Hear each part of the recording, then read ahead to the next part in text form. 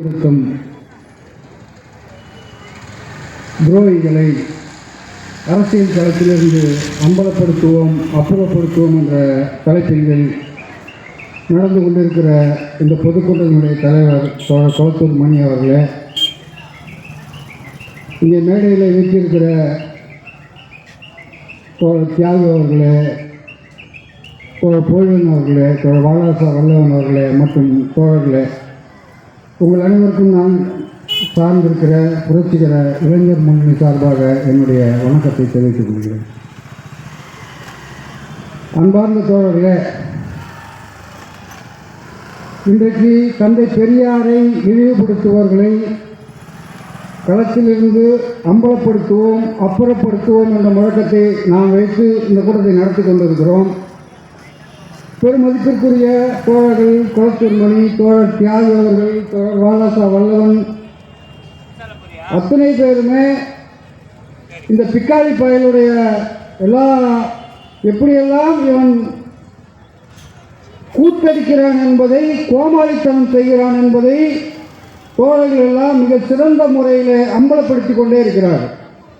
குறிப்பாக தோழர் தியாகு அவர்கள் தன்னுடைய முகநூலிலே எழுதி கொண்டிருக்கிற மாட்டிக்கொண்டாரா பெரியார் என்பதில் தொடங்கி ஒவ்வொரு தோழர்களும் எப்படியெல்லாம் கருத்தியல் ரீதியாக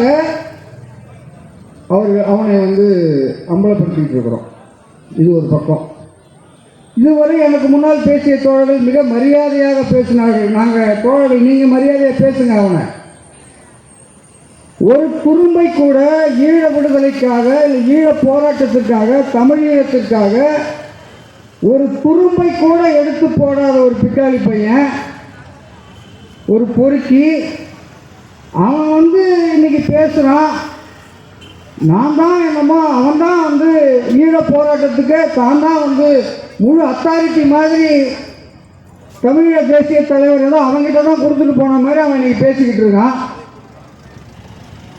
83 தொடங்கி இன்று வரை ஈழப் போராட்டத்திற்காக நாம் என்னெல்லாம் செய்தோம் என்பதை நாம் வெளிப்படுத்தவில்லை. ஒரு தோழர் கூட சொன்னார், நாம் செய்ததையெல்லாம் நாம் வெளியில் சொல்லிக்கொள்ளவில்லை. அப்படி சொல்லிக்கொள்ளாததற்கு சில காரணங்கள் உண்டு. ஒரு தொலைக்காட்சி, ஒரு யூடியூப் சேனலில் தோழர் ஒருத்தர் பேசினார். அதற்கு காரணம் என்னவென்று சொன்னால், நாங்கள் இதை செய்தோம் அதை செய்தோம் என்று சொன்னால் அதன் மூலம் அவர்களுக்கு ஏதாவது ஒரு பாதிப்பு வந்து விடலாம் என்ற நோக்கத்திலே நாங்கள் அமைதியாக இருந்தோம், சொல்லாமல் இருந்தோம். ஆனால் இவன் என்னதான் பேசுகிறான், இதை நீங்கள் விளக்கவே வேண்டியதில்லை, விவரிக்கவே வேண்டியதில்லை. பெரியாரா பிரபாகரனா பார்த்துருவோம். தந்தை பெரியாரையும் தமிழீழ தேசிய தலைவர் பிரபாகரனையும் எதிர் துருவமாக நிறுத்துவதா? இந்த இந்திய துணைக்கண்டத்தினுடைய போராட்டமே அண்ணல் அம்பேத்கர் சொல்கிறார். தீண்டப்படாதார் வரலாறு என்ற அந்த புத்தகத்தில் அண்ணல் அம்பேத்கர் சொல்கிறார், ஆரியருடைய வருகைக்கு பின்னால் தான் இந்திய துணைக்கண்ட வரலாறு தொடங்குகிறது என்று சிலர் கூறுகிறார்கள். ஆனால் அது அல்ல. இந்த இந்திய துணைக்கண்டத்தினுடைய வரலாறே ஆரியருக்கும் திராவிடருக்குமான போராட்ட வரலாறு தான் இந்த போராட்ட வரலாறு. இன்னும் சொல்ல போனால் இந்த நூலிலே மிக தெளிவாக சொல்கிறார், இந்த இந்திய துணைக்கண்டம் முழுக்க ஒரு காலத்திலே தமிழர்கள் பரவி இருந்தார்கள்.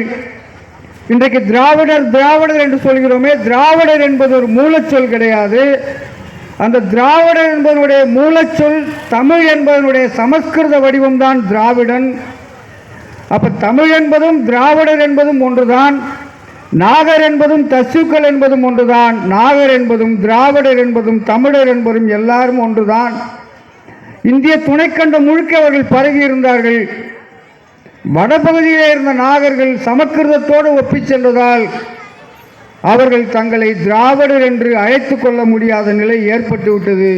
இங்கே இருக்கிற மக்கள், நாகர்கள், தென்னிந்திய நாகர்கள் ஏன் தன்னை திராவிடர்கள் என்று சொல்லிக் கொள்கிறார்கள் என்று சொன்னால், அண்ணல் அம்பேத்கர் சொல்கிறார், டே பிக்காளி பயல, நீ பேசுறிய பெரியாரா அம்பேத்கரா பார்த்துருவோமா, பெரியாரா அம்பேத்கரா பார்த்துருவோமா? அண்ணல் அம்பேத்கர் சொல்கிறார், இந்த மக்கள் தமிழை தங்களுடைய தாய்மொழியாக, வட இந்திய பகுதியில் இருந்த நாகர்கள் தங்களுடைய தாய்மொழியை விட்டு சமஸ்கிருதத்தை ஒப்பிச் சென்றார்கள். ஆனால் இங்கே இருந்த மக்கள் தமிழை தங்களுடைய தாய்மொழியாக உயிருக்கு மேலாக காத்து வந்ததால் இந்த மக்களை திராவிடர்கள் என்பது சால பொருந்தும் என்றெல்லாம் சொல்லி இங்கே நடந்த போராட்டம் என்பது திராவிடருக்கும் ஆரியருக்குமான போராட்டம் தான் என்று சொல்லி 2000 ஆண்டு போராட்டம், 3000 ஆண்டு கால போராட்டம். இங்கே இந்திய துணைக்கண்ட போராட்டம் மட்டுமா? இல்லை தோழர்களே, ஈழத்திலே நடந்ததும் ஈழ விடுதலை போராட்டம் சிங்கள பெரும்பான்மை தேசியவாதத்துக்கு எதிராக, சிங்கள பெரும்பான்மைவாதத்துக்கு எதிராக நடந்த ஈழ விடுதலை போராட்டமும் ஒரு ஆரிய திராவிட போராட்டம் தான். நான் சொல்லலை, ஜெயவர்தனே 1983 வங்காளத்திலிருந்து ஒரு பத்திரிகையாளர் தன்னை வந்து சந்திக்கும் போது அவன் சொல்கிறான், என்னுடைய மூதாதையரான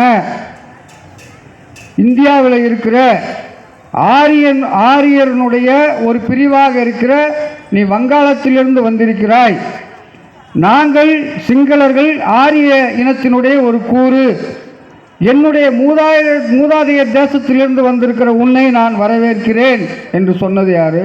ஜெயவர்தனா.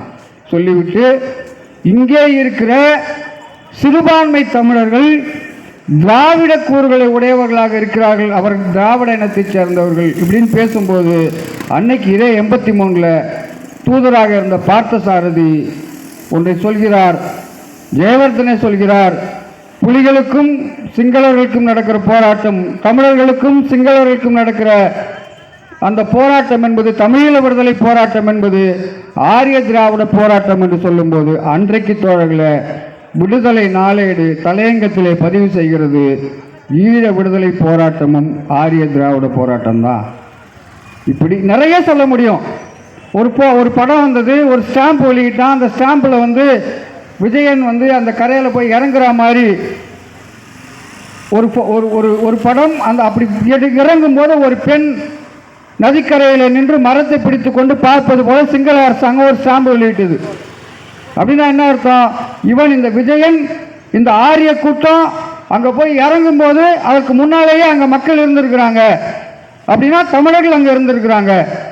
அப்போ என்ன சொல்கிறாங்க, இந்த தமிழர்கள் இங்கே அங்கே போய் இந்த சிங்கள கூட்டம் ஆரிய இனக்கூறுடைய ஒரு பகுதியாக இருக்கிற சிங்களம் அங்கே போய் இறங்கும்போது தமிழர்கள் அங்கே வாழ்ந்து கொண்டிருந்தார்கள், திராவிட தமிழர்கள் என்று சொல்கிறார்கள். இதை நம்ம சொல்லலை, மகாவம்சம் பதிவு செய்கிறது. இப்படி நிறைய பதிவு செய்யுது.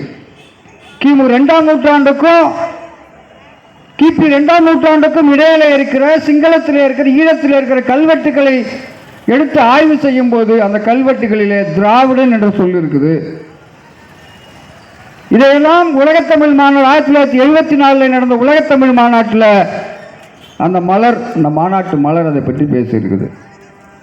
அப்போ உலகெங்கும் இந்த இந்திய துணைக்கண்டத்தில் நடக்கிற இந்த 2000 ஆண்டு கால போராட்டமாக இருந்தாலும் சரி,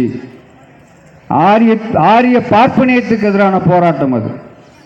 ஆரிய பார்ப்பனியத்தை எதிர்த்து இங்கே இந்திய துணைக்கண்டத்தில் இருக்கிற ஒவ்வொரு தேசிய இனங்களும் போராட வேண்டிய தேவை இருக்கிறது, போராடி கொண்டிருக்கிறது. அதன் ஒரு கூறாக இங்கே ஆரிய பார்ப்பனியத்தை எதிர்த்து தமிழ் தேசிய இனம், தமிழ்நாடு 2000 ஆண்டுகளுக்கு மேலாக போராடி கொண்டே இருக்கிறது. அந்த போராட்டத்தினுடைய இன்றைக்கு வரையே நாம் போராடுறோம். அதே மாதிரி தான் ஈழத்திலேயும் சிங்கள பெரும்பான்மைவாதத்துக்கு எதிராக, சிங்கள பௌத்த பெரும்பான்மைவாதத்துக்கு எதிராக தமிழீழ விடுதலை புலிகள் தமிழீழத்துக்காக போராடி அந்த தமிழீழ விடுதலை போராட்டமும் ஒரு ஆரிய திராவிட போராட்டம் தான். அப்போது இதை சிதைக்கிற வகையில் இந்த கும்பல், இந்த சீமான், இந்த பிக்காளி பையன் பேசுகிறான்ல, நான் என்ன சொல்கிறேன், ஒரு தோழர் கூட பேசும்போது சொன்னார், மலை பாக்கெட்டை அடிக்கலாம், இதை பண்ணணும் அதை பண்ணணும். அவன் பேசட்டும், அவன் எவ்வளோ வேணாலும் பேசிட்டே போட்டோம். பேச பேச தான் என்ன வருது, நாம் இன்றைக்கு கூடுகிறோம், பேசுகிறோம். தோழர் தியாகு அவர்கள் மாட்டிக்கொண்டாரா பெரியார் என்று தன்னுடைய முகநூலில் எழுதுகிறார். தோழர் குளத்தூர் மணியுடைய பேட்டி வருகிறது. அவன் பேசின பிறகுதான் அவன் தமிழீழ தேசிய தலைவரை பார்த்ததே 8 நிமிஷம் தான், பார்க்கவே இல்லை. அந்த போட்டோ போலின் செய்தி வருது. தொடர்ந்து அம்பலப்பட்டே போய் கொண்டிருக்கிறான், தொடர்ந்து அம்பலப்பட்டே போயிட்டே இருக்கிறான். எதனால? அவன் வாயை திறந்து பேசுகிறான்ல, பேசினோன்னு என்ன ஆகுது, தொடர்ந்து அம்பலப்பட்டு போயிட்டே இருக்கிறான். அப்போ அவன் பேசட்டும், நிறைய பேசட்டும். அவன் நம்ம போய் அடிக்க வேண்டியதில்லை, அந்த மலை பாக்கெட்லாம் வீச வேண்டியதில்லை. அவன் பேச பேச அவன் பேசிக்கொண்டிருக்கிற அந்த பேச்சுக்கு நாம் பதில் கொடுக்குறோம் இல்லையா, அந்த பதிலிலே நாம் தேடும் பொழுது தேட தேட இன்றைக்கு இருக்கிற இளைஞர்கள், இன்றைக்கு இருக்கிற 2K கிட்ஸ் என்ன பண்ணுறான், தேடி பார்க்குறான். பெரியார்னா யார், தமிழீழம்னா என்ன, பிரபாகரன்னா யார். இன்றைக்கு இவ்வளோ செய்திகள் பேசுவது கூட என்ன, தோழர் தியாகியிடமிருந்தும், குளத்தூர் மணியிடமிருந்தும், தோழர் கோயிலிடமிருந்தும், தோழர் வாலாசா வல்லவனிடமிருந்தும், இது போன்ற தோழர்களிடமிருந்து எடுத்துட்டு விஷயத்தை தான் நாங்கள் பேசுகிறோம். அப்போ இப்படி செய்திகள் வருகிறது, உண்மை தகவல்கள் வருகிறது, நாம் விழிப்படைகிறோம், விழித்து நிற்கிறோம். இன்னும் இந்த ஆரிய பார்ப்பனியத்துக்கு எதிராக அதை சுட்டரித்த சூரியன் தந்தை பெரியாரை தொட்டா ஒரு சினிமா டயலாக் வரும் பாருங்க, தொட்ட நீ கெட்டன்னு. நம்ம யார் எதுவும் பண்ண வேணாம். பேச பேச இன்றைக்கு இந்த இளைஞர்கள் தேடி பார்க்குறான், விஷயங்களை கண்டுபிடிக்கிறான், தெரிந்து கொள்கிறான். தெரிந்து கொண்ட பிறகு என்ன பண்ணுறான், அவன் தனிமைப்படுத்துவான்.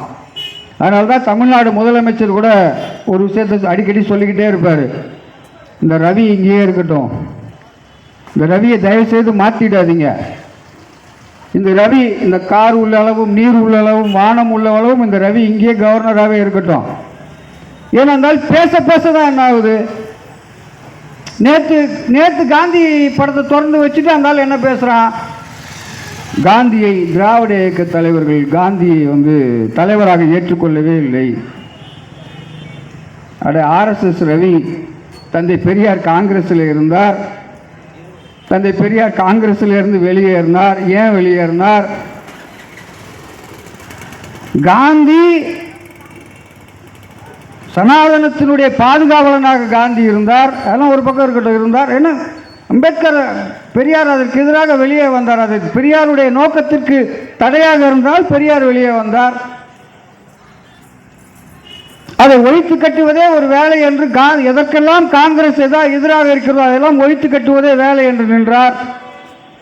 அதே காந்தி தான், அதே பெரியார் தான் காந்தியை RSS கும்பல் சுட்டு கொன்ற போது இந்த நாட்டுக்கு காந்தி தேசம் என்று பெயர் வைக்க வேண்டும் என்று சொன்னார். ஏன் சொன்னார்? காந்தி படுகொலை செய்த இந்த கும்பல் இது அம்பலப்பட வேண்டும். இன்றைக்கி நம்ம நிறைய தோழர்கள், நம்மளாம் காந்தியை பற்றி பேசுனதே இல்லை. ஒரு 5 ஆண்டுகளாக நம்ம காந்தியை பற்றி பேசிக்கிட்டு இருக்கோம். ஏன் பேசுகிறோம்? RSS கும்பலை அம்பலப்படுத்துவதற்கு காந்தியை பற்றி நம்ம பேசுகிறோம். இவன் பேச பேச என்ன ஆகும்? ரவி பேசுகிறான், திராவிட இயக்க தலைவர்கள் காந்தியை மதிப்பதில்லை, காந்தி என்ன மதிக்கணும்? அப்போ இவர்கள் பேசிக்கொண்டே இருக்கட்டும், நம்ம பேசட்டும். அப்போது நாம் தெளிவடைவோம். இந்த கும்பல் பேசுவதற்கு நாம் அரசியல் ரீதியாக நாம் அதற்கு தக்க பதிலடி கொடுத்து கொண்டே இருக்கிறோம் பாருங்க. அதன் மூலமாக, இது போன்ற கூட்டங்களை நடத்துவதன் மூலமாக, மக்களுக்கு அந்த விழிப்புணர்வை ஏற்படுத்துவதன் மூலமாக இந்த கும்பலை அரசியல் களத்திலிருந்து அம்பலப்படுத்துவோம், அப்புறப்படுத்துவோம் என்று கூறி வாய்ப்புக்கு நன்றி தெரிவித்து விடைபெறுகிறேன். நன்றி, வணக்கம்.